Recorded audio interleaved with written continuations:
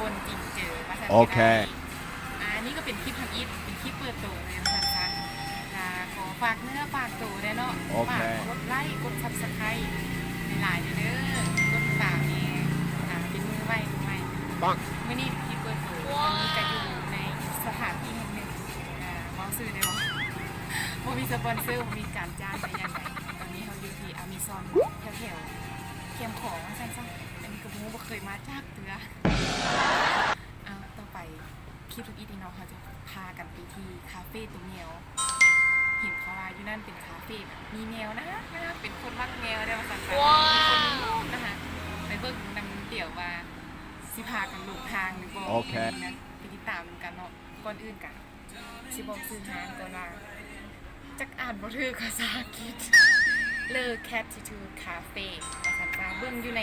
แผนที่นี่เนาะเขาบอกว่าตั้งอยู่ถนน3 เสนไทยภาษาอยู่ที่บ้านนนท์ ปัง เมืองจันทบุรีนครหลวงจันทร์แต่ไม่รู้ว่าอยู่แถวเลยบ่เคยไปคือเดียวลองเบิ่งว่าสิพาเดี๋ยวลงทางหรือว่าสิพาเดี๋ยวไปฮอดไปที่ตามกันเลยไป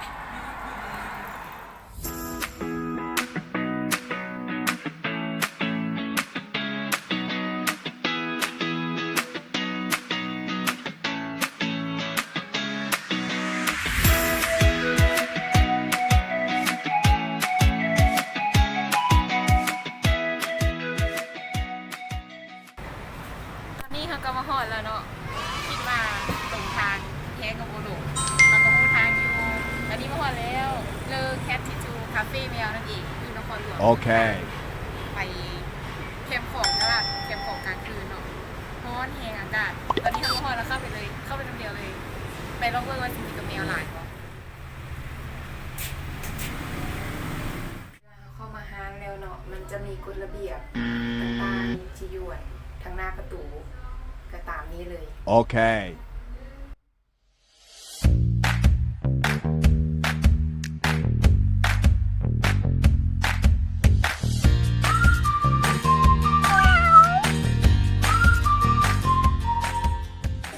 เร็วๆตอนนี้เราเข้ามาอยู่ในห้างเนาะห้างหรือ Cat Tattoo Cafe หรือว่าคาเฟ่ที่นี่ซึ่งว่าอยู่ในห้างกันก่อนจะเข้ามาห้างเราต้องบอกเนาะเรื่องเป็นการว่าเป็นการบอกการเจียวล้างมืออาจจะลืมถ่ายคลิปไว้เพราะว่าคนในร้านนี่ โอเค แต่อยู่ในห้างมันจะมีกฎระเบียบเนาะและการมีข้อมูลว่าคนใดที่เข้ามาในห้างนี่นะจะต้องได้สั่งอาหารคนละ1 อย่างสามารถจะนั่งเล่นกับแมวได้แต่ว่ากฎระเบียบของเจ้ามีอีกว่าแมวบางตัวไม่สามารถจับปลายได้แต่ว่าบางตัวก็บ่สามารถจับปลายได้เลยถ้าหากว่าเขาต้องการอุ้มจะต้องได้บอกพนักงานก่อนพนักงานจึงจะเอาแมวที่สามารถจับปลายได้หรือว่าอุ้มได้มาให้เราเนาะระวังเด้อระวังจับตัวใดที่มันเตะบ่ได้ระวังถูกกัดเลยอันตรายมาเข้าสาระเดี๋ยวเลยนี่ โอเค ตาดา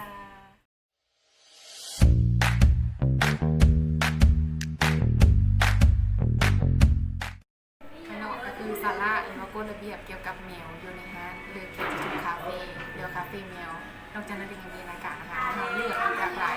เป็นอาหารคนนะว่าเป็นอาหารแมวอาหารที่ โอเค เอามาแล้วเขาต้องได้กินนะประมาณนั้นมันจะมีทั้งอาหารข้าวประมาณนี้เดี๋ยวจะมีเมนูอาหารข้าวนี่ตัวน้อยนี่ก็จะเป็น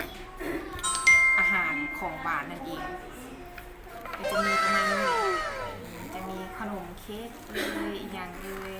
โอ้เลยหลายอย่างเนาะมาเบิ่งกันเองมา โอ บิ่ง เค กันว่าจะมีอาหารอย่างไง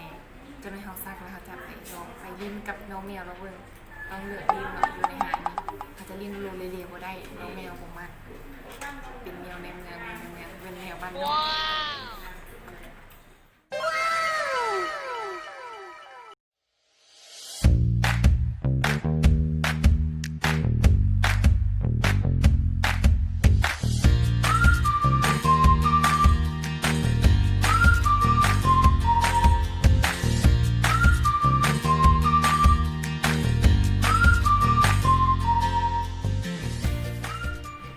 ตอนนี้นะคะมาถึง